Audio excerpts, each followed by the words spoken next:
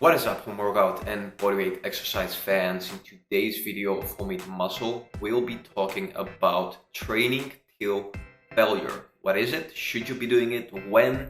How? These are typical questions I get a lot. So first of all, let's define what training till failure is. So training till failure when it comes to strength training, so types of exercise that you do anything between 1 and 20 repetitions or maybe a little bit more than that, but we're not talking about like endurance sports and stuff like that. So when it comes to strength training, it's basically about how many reps you can do in a set until you can't do any more. And if we want to be a little bit more detailed, it also means the amount of maximum reps you can do and not being able to repeat that in the next 24 hours, because if you can do more than that again pretty soon, it means that you didn't really go to failure. So one prerequisite in order to do this properly is warming up. If you haven't warmed up and if you haven't also done a few easy sets, like some sets in the specific exercise you want to train till failure, you won't really be able to do it, and you'll be also in danger of getting injured. Warming up has also proven to increase performance, so you can actually get your actual highest repetitions of that day at least. So one thing that you should be aware of is not using this training method in a way that you're like doing a lot of reps and using a really crappy, messed up form, basically beating up your joints, and thinking that that's training till failure. That is training till failure, but that's also destroying your body. So doing this properly, using this technique properly, means that most of the set should be done with really good form. So like 90% of the set should be done with perfect form, and maybe during those 2 to 2.5 last reps, you can cheat like a tiny bit. So for example, let's say you want to do 10 pull-ups, be as clean as possible during those 7 first reps. During that 8th rep, maybe you'll like kick just a little bit, just kick with your knee, like a little bit, like a little knee jerk reaction. Maybe during that 9th repetition, you'll cheat a tiny bit with your range of motion. So instead of bringing the bar underneath the chin, I like to bring it onto the chest, but whatever. Maybe you'll bring it like onto like mouth height, and after that, you'll try to do like your 10th rep, and maybe you'll reach halfway there and your body will just give up, or maybe like you'll pull it off, but it's gonna be like your maximum effort. You won't be able to even hang from the bar anymore for an 11th rep. So that was a brief overview of what training till failure is, but you have to keep in mind that things are a lot more complex than that.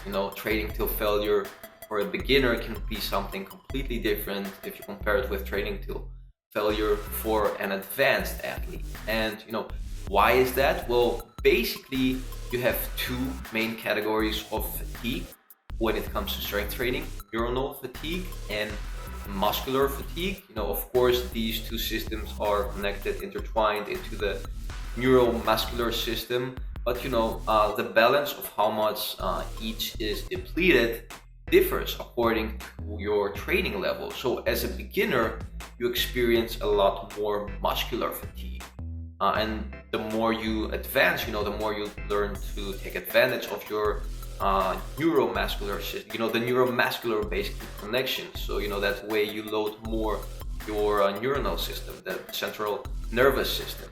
And the main difference between these 2 systems is that muscular fatigue can recover a lot faster than neuronal fatigue, and that is why as a beginner you can train more frequently till failure.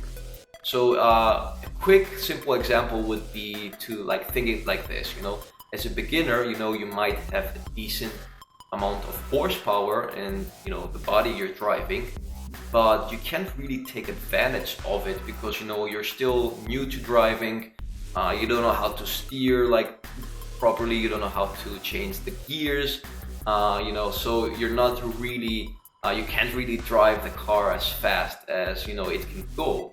So basically you kind of have, you know, the illusion that you're going till failure, but you're not really taking advantage completely of your body. And, you know, that is why you can train more frequently, and that is why my recommendation for you, if you're a beginner, is that you can train till failure during every last set of every exercise you do.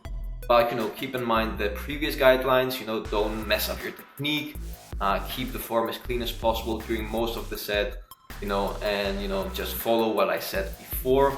Now, one thing to keep in mind as a beginner is rep consistency. This is a typical mistake I see. Let's say, for example, you're doing 3 sets of push-ups, and you kind of start like this. You do like 10 reps, and then you go like 7 reps, and like the last set is like 6 reps.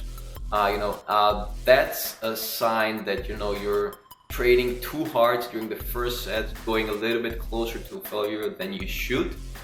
Because the proper way to do, the proper way your sets should look is something like this, you know, like maybe 8, 8 and 7, you know, like in the last set you kind of failed in that last rep. So consistency is key. Your first set, like, you should only have a difference in the last set of your strength training workout of every exercise, you know. Do not have too much, you know, differentiation. Moving on to intermediate. So after, you know, you've passed your first year, and especially as you're getting closer to that second year of strength training, you will learn to tap into your neuromuscular system, you know, and train till failure basically more efficiently. You'll be able to grind better, and by grinding, you know, that's something I like to call when you're like pushing through that really last slow repetition, you know, and you don't give in, you just go through it, and, you know, you get that extra rep. Whereas if you were like a beginner, you know, when you feel that things are really slowing down, usually your body just gives up. So, you know, that's a sign that you've become more efficient at tapping into that, you know, that neuromuscular horsepower of your body. And this is why you have to train till failure a little bit less frequently.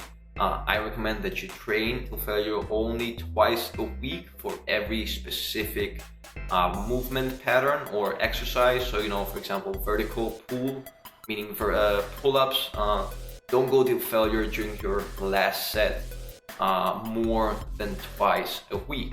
And finally, for advanced athlete, you know, meaning people who've been training more than 2 years, you know, especially after you're getting over that 3rd year, now you can, you know, train even more efficiently to failure. Now you can grind a lot better, but you can also tap into a deeper state of failure, which I like to call primal failure. So what is that? That's basically taking advantage of that neuromuscular reserve your body has for extreme situations, flight or fight situations, you know, as you would call them, which is basically giving your body the illusion that this is a matter of life or death. So, you know, when you can learn to do that during those last repetitions, like really tap into that aggressive, you know, emergency primal